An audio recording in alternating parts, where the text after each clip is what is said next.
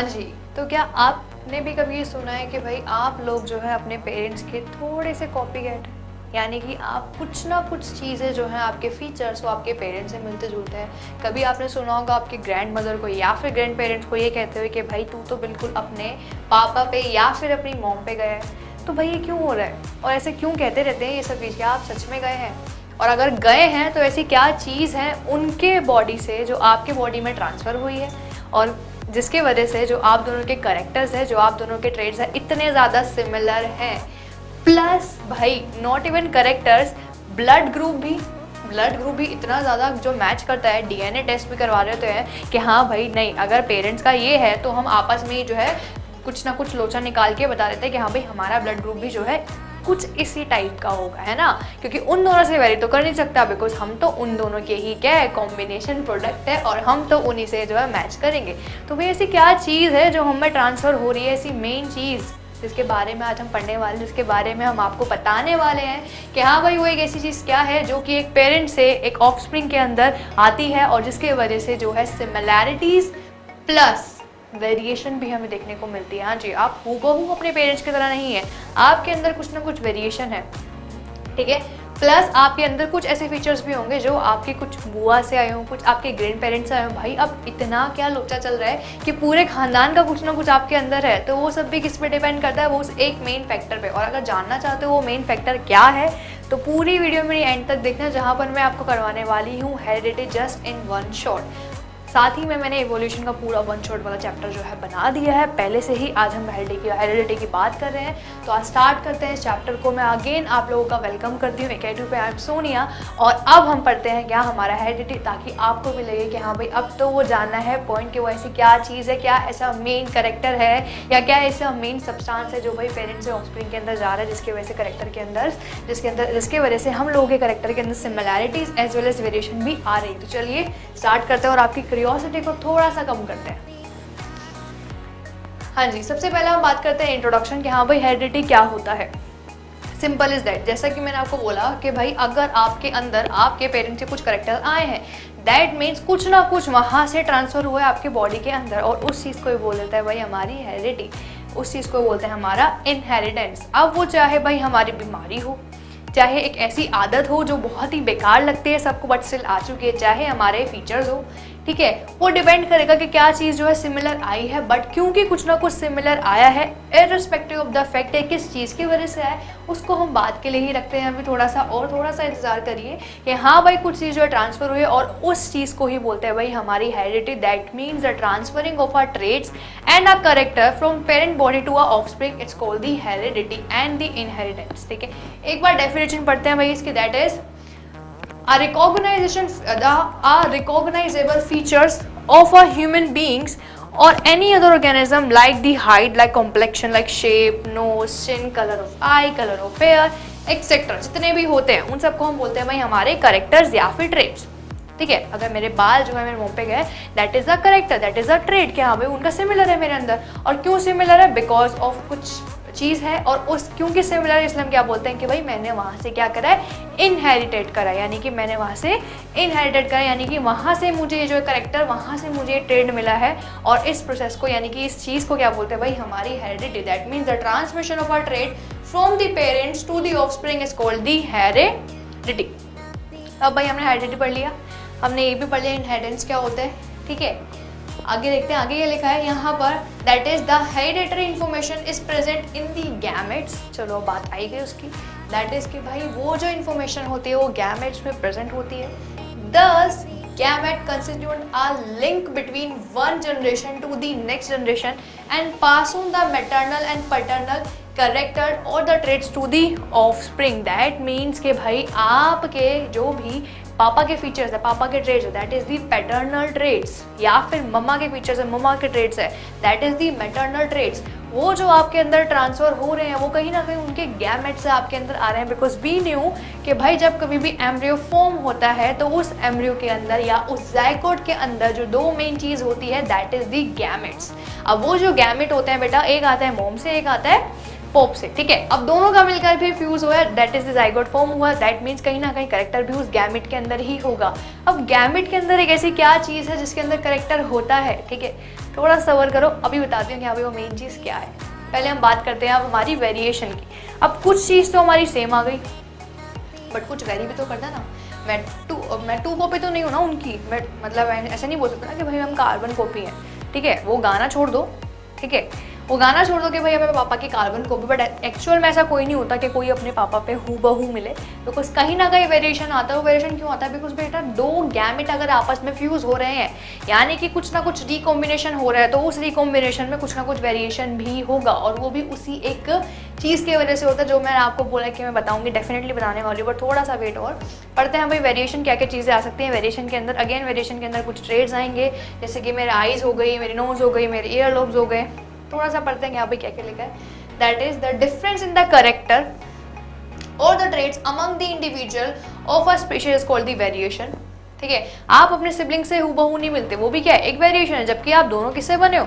अपने पेरेंट्स से। Simple that, आपकी मॉम भी सेम है, आपके पापा भी सेम है। भाई जब दोनों के दोनों सेम है और सिबलिंग्स के अंदर इतना ही वेरिएशन आ गया, तो आप सोच सकते हो कि यहाँ पे कितना वेरिएशन जो है इन स्पीसीज के अंदर है। और अगर ये वेरिएशन ना होता, ठीक है, अगर ये वेरिएशन ना होता तो भाई हर कोई कंफ्यूज हो रहा होता कि भाई आप कौन हो, आपकी एक अलग इंडिविजुअल पर्सनालिटी कभी नहीं बाहर निकल के आती अगर ये वेरिएशन नहीं होता। बिकॉज हम हर किसी को भाई उसके फिजिकल अपीयरेंस से जज करते हैं आजकल की दुनिया में, तो ठीक है। और अगर भाई यहाँ पर इतना वेरिएशन ना होता, अगर हमारे इंटरनली गैमेट के वजह से, गैमेट फॉर्मेशन के वजह से अगर इतना वेरिएशन नहीं आता, तो सिंपल इज दैट हम भी ये नहीं बोल सकते कि भाई हम जो है अलग अलग होते किसी भी इंसान से। और हर जगह कन्फ्यूजन ही कन्फ्यूजन होती है। दैट मीन्स वेरिएशन काफ़ी इंपॉर्टेंट है। प्लस वेरिएशन काफ़ी इंपॉर्टेंट है हमें सर्वाइवल का चांस देने के लिए।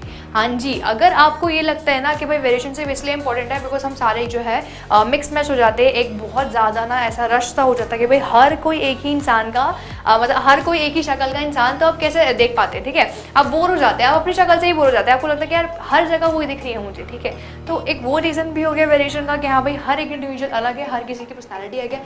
प्लस वेरिएशन की वजह से ना बेटा जो भी फिटनेस है, ठीक है, अगर मैं बोलूँ कि भाई आप इस एनवायरनमेंट में फिट नहीं करते बिकॉज आपने तो वो चीज़ें एक्वायर्ड ही नहीं की, दैट मीन्स आपने तो वो चीज़ जो है गेन ही नहीं करी एनवायरनमेंट से, जो कि आपके साथ वाले हर इंसान ने या हर स्टूडेंट ने गेन कर लिया। अब हर किसी को पता है कि भाई फ़ोन कैसे चलाते हैं, ठीक है, अब हर किसी को पता है पबजी कैसे खेलते हैं, ठीक है, आप सबको पता है। बड़ा बैन हो चुकी है वो एक अलग बात है, पता था, सबने एनरोल करा उसके अंदर कि यहाँ पे क्या क्या चीज़ें हैं, क्या क्या कैसे करना है, ठीक है, हर कोई बन के बैठा था भाई वहाँ पे पबजी मास्टर खेलते रहता था। अब जिसने नहीं खेला अब उसको क्या बोलते थे, भाई तो खेलता नहीं ना, तू जा, तुम्हारे ग्रुप का ही नहीं है, तुम्हारी नाक कटवा रहा है, तुम्हारे फ्रेंड्स ग्रुप का नहीं, ठीक है। मेरी फ्रेंड्स से मुझे बोलता बिकॉज मैंने कभी नहीं खेली, सिंपल इज दैट, कोई नहीं, छोड़ो।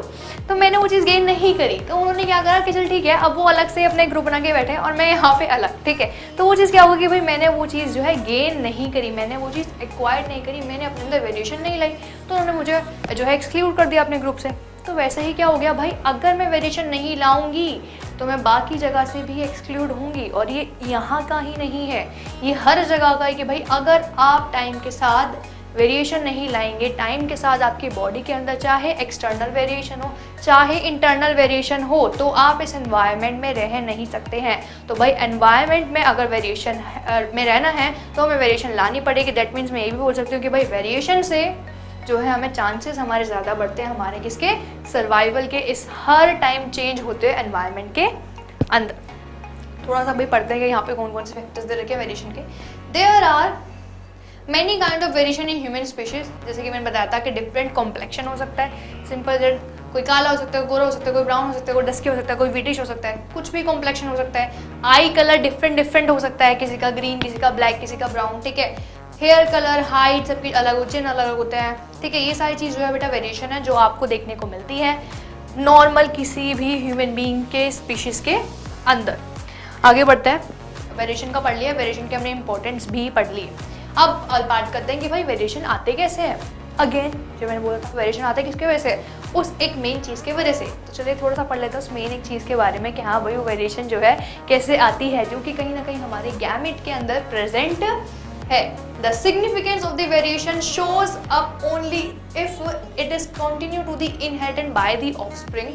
for the cellular generation, the great advantage of the variation to the species is that they increase the chance of the survival and with the changing the environment। ठीक है, ये पूरी वही बात चीज़ है कि हाँ भाई एक्यूमुलेशन क्यों हो रहा है, यानी कि इंपॉर्टेंस ऑफ एक्यूमुलेशन, कि हाँ भाई अगर वेरिएशन जो है हमारे पास आ रहा है तो भाई वो क्यों आ रहा है, बिकॉज वेरिएशन की वजह से ही जो है सर्वाइवल का चांस बढ़ता रहता है और वेरिएशन को हमें आगे भी फर्दर पास ऑन करना पड़ेगा अपनी जनरेशन के अंदर।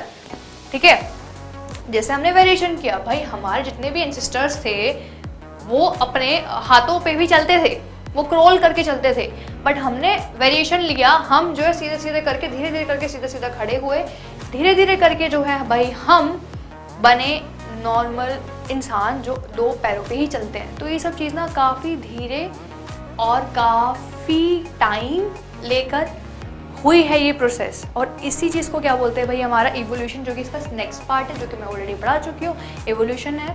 ठीक है, और वो इवोल्यूशन भी किसकी वजह से, बिकॉज हमने उन सारी जितनी भी चीज़ हमने एक्वायर की है इस एनवायरनमेंट से, वो हमने पास ऑन की अपने आगे की जनरेशन में। बिकॉज अगर आगे की जनरेशन में अगर किसी ने सीख लिया खड़ा होना, और वो सीखना अगर आगे की जनरेशन में ना आए, हमारे जो हमारा ऑफस्प्रिंग है, तो क्या वो दोबारा से क्रॉल करके चलेगा ज़िंदगी भर? ठीक है, फिर वो तो पास ऑन कर ही नहीं पाएगा। दैट मीन्स अगर हमारे अंदर वेरिएशन है तो हमें उसको पास ऑन भी करना है। अगेन पास ऑन कौन करता होगा, वो मेन कैरेक्टर आ गया, वो finally main character in important point के अंदर। पहले थोड़ा सा ये देख लेते हैं, ठीक है, कितने कितने इंपॉर्टेंट पॉइंट्स है जो हमें चैप्टर में पढ़ने ही पढ़ने हैं। ठीक है, जिनकी डेफिनेशन आती है 1 और 2 मार्कर में, क्या हाँ भाई ये क्या होता है, ये क्या होता है, क्रोमोसोम क्या होता है, जीन क्या होता है, ठीक है, ट्रेड्स क्या है, कैरेक्टर क्या है, ये सब चीज़ें आती रहती है। तो एक बार पढ़ लेते हैं, फिर उसके बाद उस जो मेन चीज़ है उसकी बात करते हैं।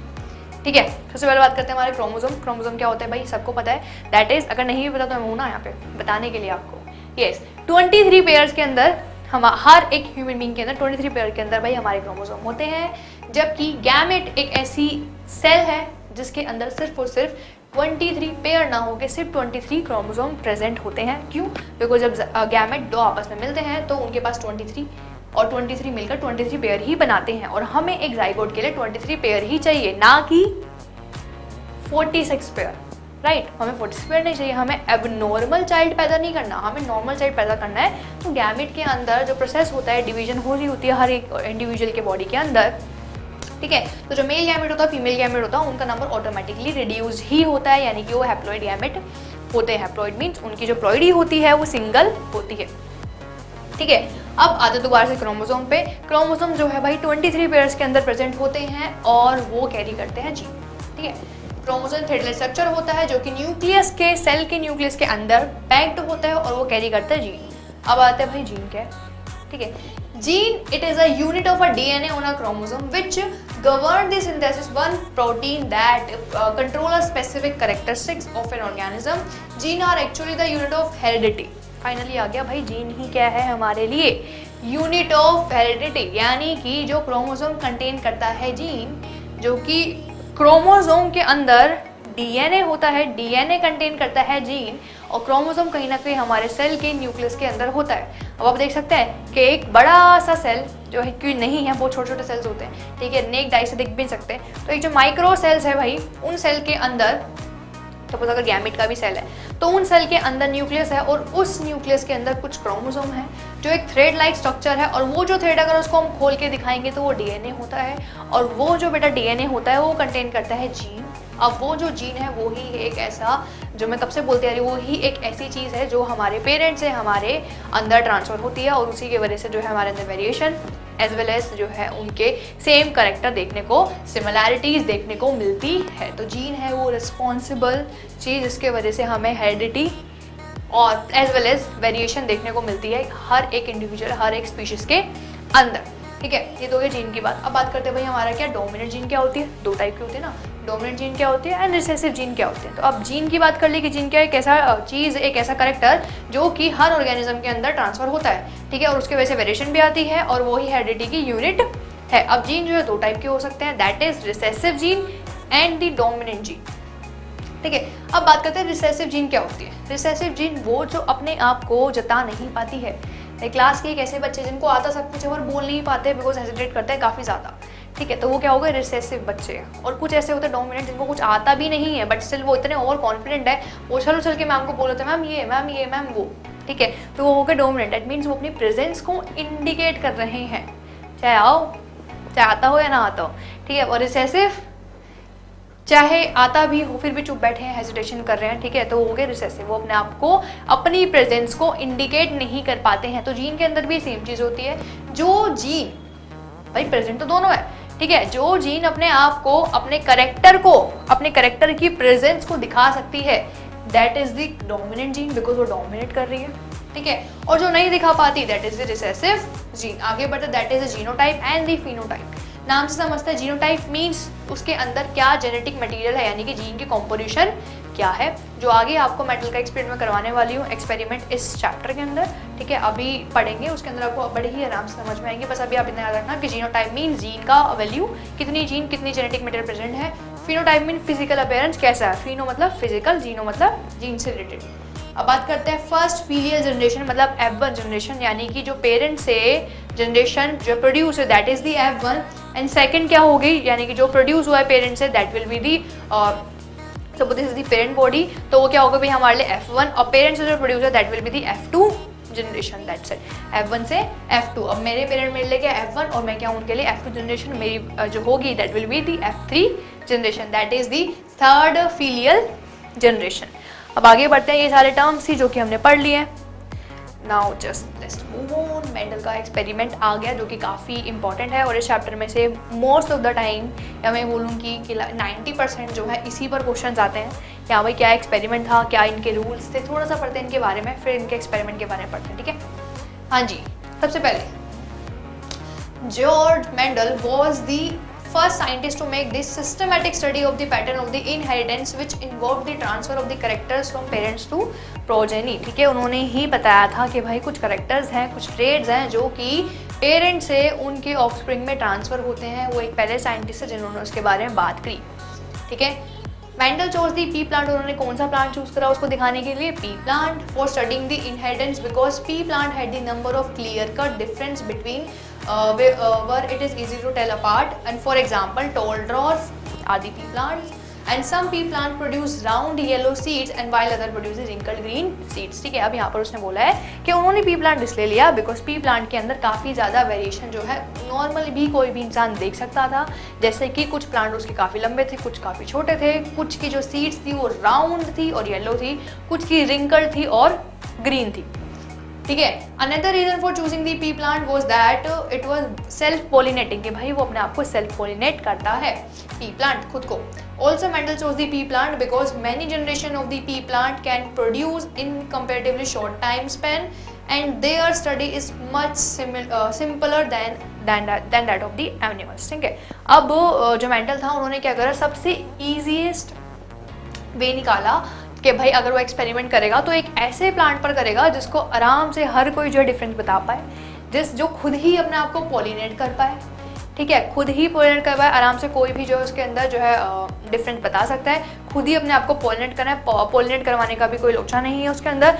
साथ ही में भाई उसका जो लाइफ स्पैन है काफ़ी कम टाइम में हो जाता है, मतलब इजीली वो अपने आप न्यू प्लांट के अंदर जनरेट हो जाता है। सिंपल इज दैट ना, कि भाई अगर एक एनिमल का वो लेता है, एक एनिमल के अंदर वो दिखाता है कि कुछ ट्रेड्स है, कुछ करेक्टर है जो कि ट्रांसफर हो रहे हैं from parent to the body cell, कुछ चीज़ है जो इसका नाम मेंडल नहीं दे पाए थे, वो बाद में साइंटिस्ट ने आके बताया कि जीन क्या है, वो सिर्फ करेक्टर पे ही रुक गए थे। अगर आपको क्वेश्चन आता है कि जीन वाली टर्म किसने बताई, तो भाई वो मेंडल ने नहीं बताई है, वो आगे दूसरे साइंटिस्टों ने बताई है, जो कि आपकी बुक में मेंशन नहीं है, जो कि आपके आने भी नहीं वाला, बट मेंडल ने बिल्कुल नहीं बताई है। तो आंसर में लिखना भी मत कि भाई जीन की खोज इन्होंने की है, इन्होंने सिर्फ बताया था कि कुछ करेक्टर और कुछ ट्रेड हैं जो पेरेंट्स से ऑफस्प्रिंग के अंदर जाते हैं, ठीक है, और वो क्यों जाते हैं, बिकॉज ऑफ दी हेरिडिटी, एक प्रोसेस बता दिया। क्या जा रहा है वो इन्होंने देखा नहीं, और किस पर देखा, पी प्लांट के ऊपर इन्होंने दिखाया। रीजन बताया कि क्यों पी प्लांट लिया, बिकॉज वो सेल्फ पॉलिनेटिंग है, उसके अंदर डेफिनेटली कोई भी इजीली उसके अंदर जो है फिजिकल चेंज देख सकता है, यानी कि कुछ शॉर्ट थे, कुछ डॉर्फ थे, कुछ रिंकल राउंड वगैरह वगैरह, ट्रेड्स याद करना वगैरह वगैरह मत याद करना, ठीक है। और बाकी सिंपल इज दैट उसका जो लाइफ स्पैन है काफ़ी कम टाइम के अंदर जो है भाई वो न्यू प्लांट के अंदर जनरेट हो पा रहा था एज़ कम्पेयर टू अदर। अगर वो एनिमल्स में लेता तो वो काफ़ी ज़्यादा कॉम्प्लिकेटेड उसके लिए हो जाता। ये सारी चीज़ उन्होंने की। अब पढ़ते हैं इनके एक्सपेरिमेंट के कुछ पॉइंट्स जो कि मेन पॉइंट्स हैं, ठीक है। सबसे पहला लो that is law of segregation, जो कि मेंडल ने ही दिया था जब वो एक्सपेरिमेंट कर रहे थे। उन्होंने बोला according to the law of segregation कि भाई जितने भी ट्रेड्स होंगे या वो जो करेक्टर है जो एक पेरेंट से ऑफस्प्रिंग के अंदर जा रहे हैं वो हमेशा पेयर के अंदर होंगे, ठीक है। That is the law of segregation कि भाई जो भी करेक्टर यहाँ होगा वो जाएगा पेयर के अंदर, और हमें पता है वो करेक्टर क्या था, जीन, यानी कि जीन हमेशा पेयर के अंदर ही प्रेजेंट होगी उस प्लांट में, ठीक है।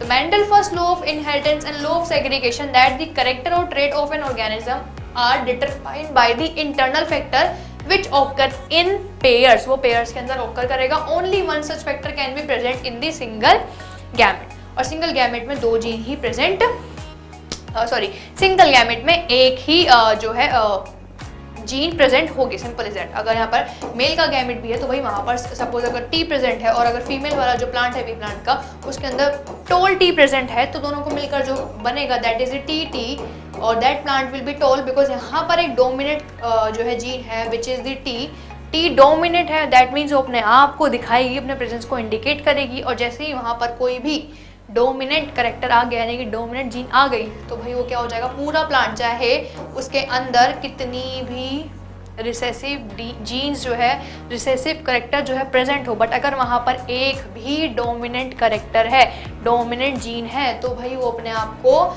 जो है दिखाएगा ही दिखाएगा। दैट मीन्स ये प्लांट क्या हो जाएगा, टोल। जैसा कि आप यहाँ पे देख सकते हैं यहाँ पर दोनों प्लांट टोल थे, दोनों टी थे, बिग टी थे, दोनों डोमिनेंट जी थी, तो टोल तो होना ही था। यहाँ पर दोनों स्मॉल थे तभी वो पूरा स्मॉल हुआ, बिकॉज यहाँ पर कोई भी डोमिनेंट जीन या करेक्टर नहीं था। यहाँ पर एक टी है और एक स्मॉल टी है, दैट मीन्स यहाँ पर डोमिनेंट जो जीन था उन्होंने अपने आप को प्रेजेंट करा। यहाँ पर भी एक बड़ा टी एक स्मॉल टी है, ऐसे ही करके आपको दिखा रखे हैं ये सारे प्लांट जिन्होंने उन पर एक्सपेरिमेंट करा, और तब जाके उन्होंने देखा कि भाई बहुत कम प्लांट थे जो छोटे पैदा हुए। जैसे कि आप देख सकते हैं अगर रेशो आप देखेंगे तो अगर 4 प्लांट पैदा हुए हैं दैट मीन्स तो भाई 4 में से 3 जो है F1 के अंदर 3 जो है टॉल थे और एक जो है शॉर्ट था, और वो शॉर्ट के अंदर एक भी डोमिनेंट जीन नहीं था, एक भी डोमिनेंट करेक्टर नहीं था, ठीक है। ये उन्होंने ऑब्जर्व करा। दैट मीन्स हम बोल सकते हैं कि भाई डोमिनेंट जीन अगर प्रेजेंट है तो वो अपने आप को इंडिकेट डेफिनेटली करेगी ही करेगी। प्लस लॉ ऑफ सेग्रीगेशन क्या है कि भाई अगर यहाँ पर जो जीन्स है वो अगर प्रेजेंट है किसी भी प्लांट के अंदर, जो कि होगी जिसकी वजह से उसका फिजिकल अपीयरेंस आ रहा है, तो वो हमेशा पेयर में होगी और हर एक गैमेट के पास एक ही जीन जो है होती है। सेकंड लॉ की बात करते हैं उनकी। हाँ जी, मेंडलीव का सेकंड लॉ था that is the law of independent assortment. Independent assortment means जितने भी गैमेट अगर आपस में फ्यूज हो रहे हैं, जितने भी जीन आपस में फ्यूज हो रही है पेयर्स के अंदर जो हो गया, अगर वो आपस में फ्यूज हो रही है तो भाई हर कोई जो है इंडिविजुअली आपस में फ्यूज होगी, हर किसी का जो है इंडिविजुअल करेक्टर होगा। That is the independent assortment which indicate that the Mendel's second law of inheritance or law of independent assortment states that in the inheritance of more than one pair of the traits in the cross simultaneously the factors responsible for each pair और each trait are distributed independently to the gamete। Simple is that कि भाई वो gamete के form में अलग अलग जो है डिस्ट्रीब्यूटेड होता है और फिर आपस में बाद में जाकर वो फ्यूज करता है और फिर जाके बनाता है। अब यहाँ पर उसने एक चार्ट दे रखा है, जिस चार्ट के अंदर उसने बताया कि भाई अगर वहाँ पर उसने यहाँ पर 4 जो है अगर इसने करेक्टर लिए, ठीक है, 4 इसने करेक्टर लिए जिसको हम 2 ही बोल रहे हैं बिकॉज उसमें उस करेक्टर में से एक जो है डोमिनेंट था और एक रिसेसिव था, यानी कि उसने राउंड भी लिया, रिंकल सीड भी ली, उसने येलो सीड भी ली और ग्रीन सीड भी ली, यानी कि कलर 2 ले लिए एज वेल एज उसने क्या ले लिया भाई 2 जो है शेप भी ले ली, 2 डिफरेंट शेप 2 डिफरेंट ले लिए एंड कलर भी 2 डिफरेंट ले लिए। अब यहाँ पर उसने साइज की बात नहीं करी, साइज की बात पहले हो गई, ठीक है। अब इस केस के अंदर भाई उसने एक राउंड और येलो लिया, एक रिंकल्ड और ग्रीन सीड ली। अब दोनों को जब उसने मिक्स करवाया तो वहाँ पर उनके अलग अलग जो है गैमेट हमें आपस में देखने को मिले, जो कि ये बताता है हमें क्या, इंडिपेंडेंट असॉर्टमेंट। और जब उनकी हमने फ्यूजन करवाई यानी कि F2 जनरेशन करवाई तो कुछ इस टाइप से जो हमें रिजल्ट देखने को मिले, यानी कितनी सारी जनरेशन जो हमें देखने को मिली। कुछ सीड्स जो थे क्या थे भाई हमारे राउंड और येलो, कुछ थे राउंड एंड रिंकल्ड, ठीक है, राउंड एंड रिंकल्ड, कुछ थे भाई येलो बट रिंकल्ड, ठीक है, कुछ थे ग्रीन एंड राउंड, कुछ थे ग्रीन एंड रिंकल्ड। मतलब कुछ जनरेशन जो है simple as it is same ही थी, that is round yellow and green wrinkle, but कुछ ने जो वेरिएशन दिखा दैट मीन उनका जो है कॉम्बिनेशन हो गया था, येलो के साथ अब राउंड ना होकर रिंकल्ड भी आ रहा था, और अब ग्रीन के साथ रिंकल ना होकर राउंड भी हमें यहाँ पर देखने को मिले। और वो क्या इंडिकेट करता है कि भाई यहाँ पर हर एक जीन जो है अलग अलग गई थी और हर किसी ने अपना, अगर वो डोमिनेंट है तो अपने आप को दिखा दिया उसने, और अगर नहीं थी तो वो वहीं पर वैसे का वैसे ही रह गए, बट हर किसी का अलग अलग जाकर ही उन्होंने जो है रिकॉम्बिनेंट किया, अपने आप का रिकॉम्बिनेशन किया F2 जनरेशन के अंदर। और ये तब हमें देखने को मिला जब हमने यहाँ पर 4 जो है यहाँ पे जीन ली, यानी कि हमने 2 पेयर में जो है जीन ली, जबकि वहाँ पर हमने सिर्फ 1 पेयर में जो है जीन ली, that is TT and small TT। चलिए आगे बढ़ते हैं। हाँ जी, अब बात करते हैं ट्रांसमिशन ऑफ अ ट्रेट। अब ट्रेड्स का ट्रांसमिशन जब हम बात करेंगे, अब ट्रेड का ट्रांसमिशन ऐसे हुआ, अगर वो राउंड रिंकल थी, ठीक है, येलो और राउंड थी, तो कैसे थी, क्यों थी, दैट मीन्स वहाँ पे कुछ ना कुछ जो है ट्रांसफर हुआ होगा, यानी कि वहाँ पर जीन जो है गई होगी। तो वही चीज़ यहाँ पर लिखी है भाई, वो जो ट्रेड का ट्रांसफर होता है वो जीन के अंदर होता है, बिकॉज जीन के अंदर ही वो सारी इन्फॉर्मेशन होती है जो एक पेरेंट से एक ऑफस्प्रिंग के अंदर जाती है। थोड़ा सा पढ़ते हैं यहाँ पर, द कैरेक्टरिस्टिक्स और the traits of the parent are transmitted from the offspring through the genes present in the chromosome during the process of the sexual reproduction, because sexual reproduction में ही गैमेट फॉर्म होते हैं और उन gamete के अंदर ही भाई वो इन्फॉर्मेशन यानी कि जो जीन्स है वो प्रेजेंट होती है क्रोमोसोम के अंदर, और वो ही आपस में आके फ्यूज होती है, रिकॉम्बिनेशन करती है, क्योंकि कुछ जो है पूरा रिकॉम्बिनेंट हो जाता है, कुछ आधा अधूरा रिकॉम्बिनेंट होता है, दैट मीन्स कुछ जो है सेम ही आ जाता है, और कुछ पूरा का पूरा वेरिएशन जो है हमें देखने को मिल जाता है। Gene work in pair, gene हमेशा पेयर में होती है, जैसे कि हमने पीछे भी देखा। For every trait there is a pair of gene, one is dominant and other one is the recessive. एक डोमिनेंट होगा करेक्टर और एक होगा हमारे लिए recessive. Each parent pass only one of the 2 gene और 1 pair of the each character, जो आगे हम आज देखेंगे हमारे सेक्स डिटर्मिनेशन के अंदर कि कैसे करके जो है एक ही जीन जाती है, एक ही जो पेयर में होता है वो एक ही जाता है, आगे दिखाऊंगी मैं कैसे, ठीक है। Through the offspring inherited 2 genes और each traits from the parent, but the trait show that offspring depend on the inherited genes is dominant of the 2, ठीक है। अब सिंपल इज दैट, इसने क्या बोला है कि भाई जीन हमेशा पेयर के अंदर लाई करती है, जीन ही एक ऐसी चीज़ है जो पेरेंट से ऑफस्प्रिंग में जाती है, हमने देख लिया इतना। अब इसने एक और बात बोले कि भाई जो जीन है उसके अंदर एक डोमिनेंट करेक्टर होगा और एक रिसेसिव करेक्टर होगा। हर एक पेरेंट से हमें एक ही जीन मिलती है, और जिसका डोमिनेंट जीन होगा, यानी कि जिस पेरेंट से अगर हमें डोमिनेंट जीन मिलेगी तो उसका करेक्टर ही हमारे अंदर डोमिनेंट होगा, ठीक है। जैसा कि आपके अगर सिबलिंग्स है, ठीक है, आपने देखा होगा भाई वो आपसे डिफरेंट है, क्या पता कि कोई जो है आपके पापा पे गया, कोई आपकी मॉम पर गया हो, तो that will depend, that means वहाँ पर अगर आप पापा पे गए, दैट मीन्स पापा वाला जीन जो है आपके लिए डोमिनेंट था, आपके अंदर उनका डोमिनेंट जीन आया।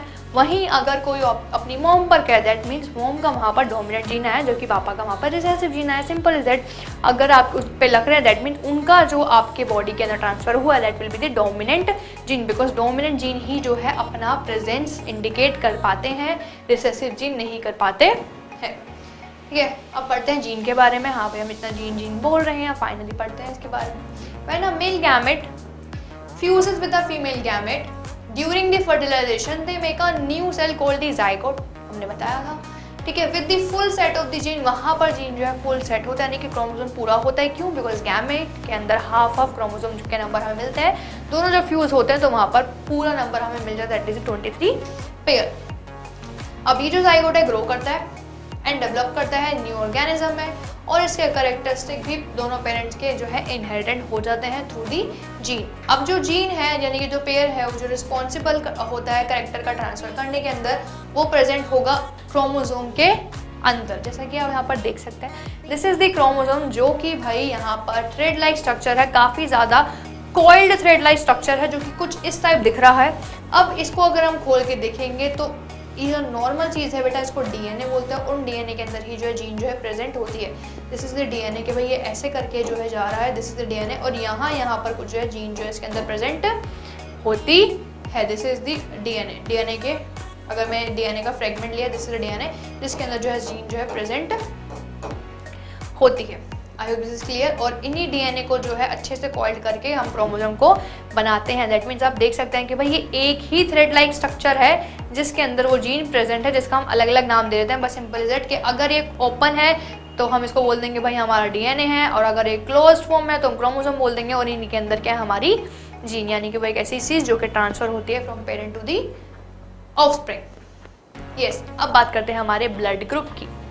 जैसे कि मैंने कहा था, अब ये भी अगेन डिपेंड करता है भाई हमारे जीन पे। जरूर थोड़ी है कि जीन जो है सिर्फ हमें करेक्टर ही दे, हमारा ब्लड ग्रुप भी तो उस पर ही डिपेंड करता है, हमारे डीएनए पे।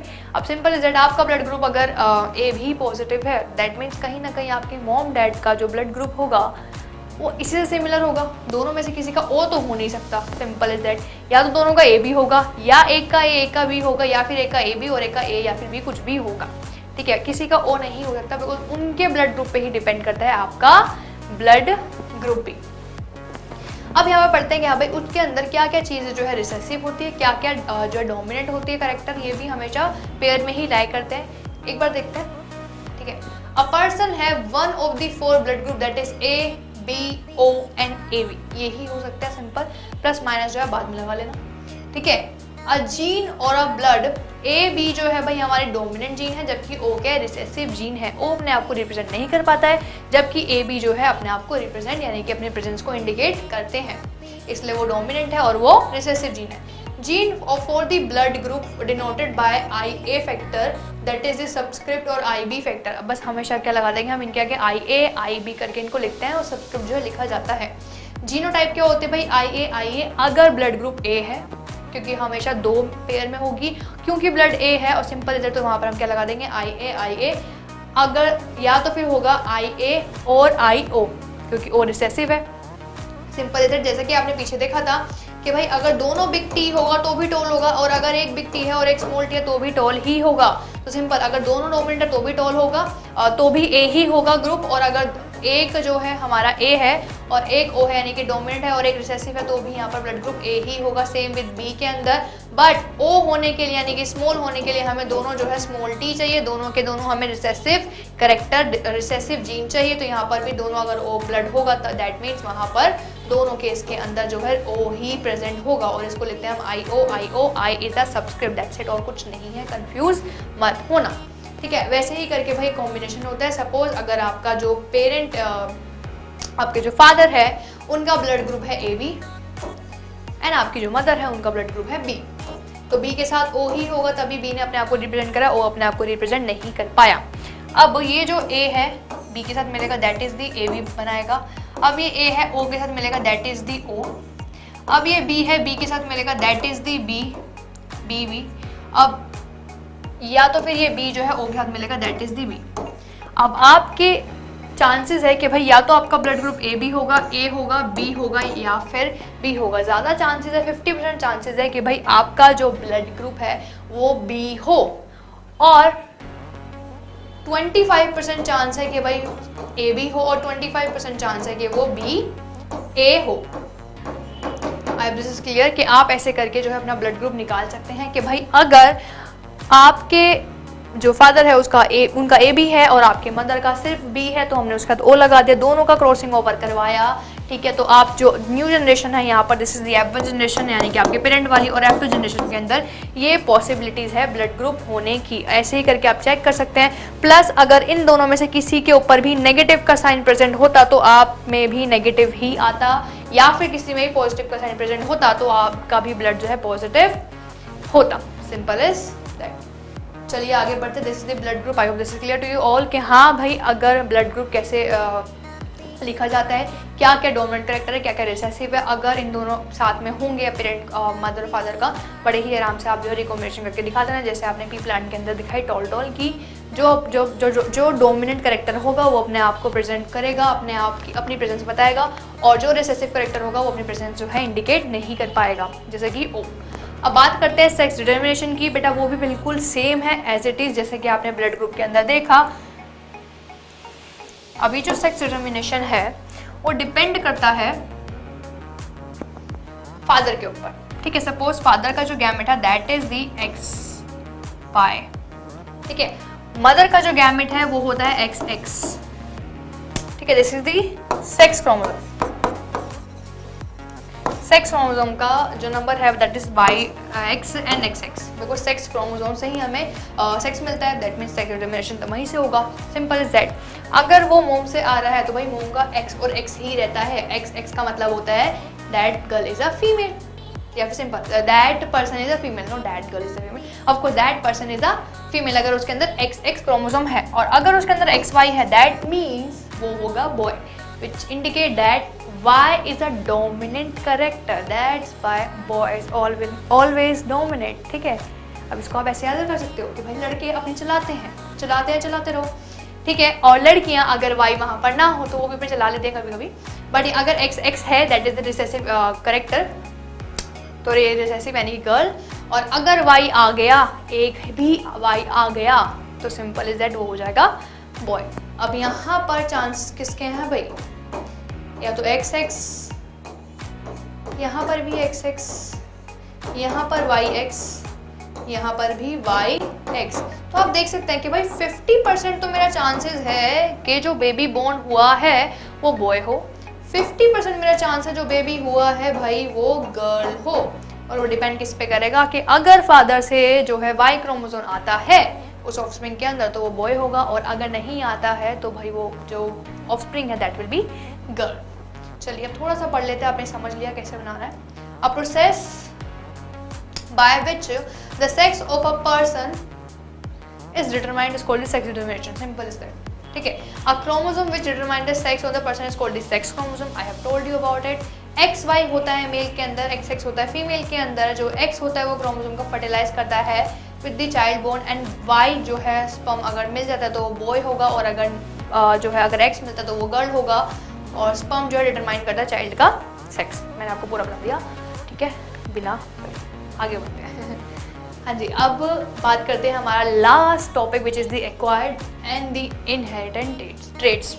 अब ऐसे कुछ जो है ट्रेड्स होते हैं जो हम एक्वायर्ड करते हैं एनवायरनमेंट से। जैसे कि मैंने आपको एग्जांपल दिया था कि मैंने पबजी खेलना नहीं सीखा तो मैंने उसको एक्वायर नहीं किया, बट अगर मैं सीख लेती तो वो मेरे लिए एक्वायर्ड होता, बिकॉज वो मेरे पेरेंट्स से मुझ में नहीं आया, वो मैंने खुद एक्वायर्ड किया है, ठीक है। अगर मैं आपको टीचिंग कर रही हूँ तो भाई वो मैंने खुद एक्वायर्ड किया, मेरे पेरेंट कोई टीचर नहीं है, ठीक है। That is the acquired traits. ये सब चीज़ें मैंने सीखी है। आपका स्टाइल, आपकी पर्सनैलिटी, आपका वे ऑफ टॉकिंग, आपका वे ऑफ वॉकिंग, आप जो भी चीज़ें कर रहे हैं रोज़मर्रा की लाइफ में, that is the acquired traits, वो आपने एक्वायर किया। कुछ होते हैं इनहेरिटेड ट्रेड्स जो आपके पेरेंट्स से, जो आपकी फैमिली से, जो आपके पूरे रिलेटिव वगैरह में कॉमन होते हैं कि हाँ भाई ये खानदानी प्रॉब्लम है। तो वो सब क्या चीज़ें भाई हमारे इनहेरिटेड ट्रेड्स, चाहे वो हमारे पेरेंट्स है या हमारे ग्रैंड पेरेंट्स है या फिर किसी भी रिलेटिव से, अगर वो हमारे ब्लड रिलेटिव है तो, ठीक है। तो वो क्या होगा भाई हमारे इनहेरिटेड डेट मीन्स तो चलती ही आ रही है, वो ट्रांसफ़र हो रही है, वो ट्रांसफरेबल है, ठीक है। तो ये दोनों ट्रेड्स हैं, इनका बस ये ही जो है बात है, दैट्स इट, और कुछ नहीं है इन दोनों के बीच में। एक बार देख लेते हैं कि हाँ भाई द ट्रेड, हाँ जी, जो इनहेरिटेड ट्रेड एक और चीज़ उसको हम चेंज नहीं कर सकते हैं, वो जैसी है वैसी है। जबकि एक्वायर्ड ट्रेड जो है वो हमारी चेंज हो सकती है, वो हम पे डिपेंड करता है। Acquired traits can not be pass to the future generation, plus acquired trait जो हमने एक्वायर किया वो फ्यूचर जनरेशन में पास आउट नहीं हो सकती, यानी कि वहाँ पर वो पास कैसे होगी भाई, मैंने ये सीखा है, ठीक है, क्या पता मेरी आने वाली जनरेशन ने सीखे ना, सिंपल रिजल्ट। उसको मन करेगा तो सीखेगा, नहीं करेगा तो नहीं सीखेगा, क्योंकि ये मैंने एक्वायर्ड किया तो वो जीन की फॉर्म में तो पास आउट नहीं होगी, सिंपल रिजल्ट। क्रिकेटर का बेटा ज़रूरी नहीं क्रिकेटर बने, अगर वो बाहर से एक्वायर कर रहा है तो ठीक है, बट ये चीज़ जो है जीन के अंदर तो उसको नहीं मिलेगी, ठीक है। For example the knowledge of doing something, simple is that. जैसे कि मैं टीचिंग करवा रही हूँ, अब ये ज़रूरी थोड़ी है ना कि भाई जीन की फॉर्म में उसको भी मिले, वो एक्वायर कर रहा है तो ठीक है, बट वो ट्रांसफर नहीं होगी in the form of genetic material, ठीक है। And any characteristic which cause due to the environmental factor and not present by the birth से प्रेजेंट ये नहीं होता है, ठीक है। साथ ही साथ आपको ये मैं डिफरेंस भी बता रही हूँ कि भाई इनके बीच में क्या डिफरेंस है, बिकॉज क्वेश्चन आता है कि इन दोनों में क्या डिफरेंस है, और प्रॉपर 3 मार्क्स का बन के आता है, तो अच्छे से देख लेना एक बार इसको। A trait of an organism which caused by a change in its DNA or gene, it's called the inherited traits. Inherited traits because ये heredity से आ रही है, that means inherited. अब these are the characteristics which are received from our parents, ये parents से हमें आती है, और only the traits can be transferred to the future generation, और यही जो है आगे की जनरेशन में ट्रांसफर होगी। फॉर एग्जाम्पल आई का कलर, स्किन का कॉम्प्लेक्शन, हेयर का कॉम्प्लेक्शन एक्सेट्रा, ठीक है। These are the 2 main difference, यहाँ पर एक्वायर्ड ट्रेड क्या होता है एंड इनहेरिटेड ट्रेड जो है क्या होता है। This will end our video कि हाँ भाई अब हमने पूरा पढ़ लिया है what is the heredity. Evolution already करवा चुके हैं, नहीं देखा तो you can go and check that out also. अब मिलते हैं अपने नेक्स्ट लेक्चर में जल्दी जल्दी, ठीक है? तब तक मिलते हैं, तब तक के लिए take care, bye bye and see you all.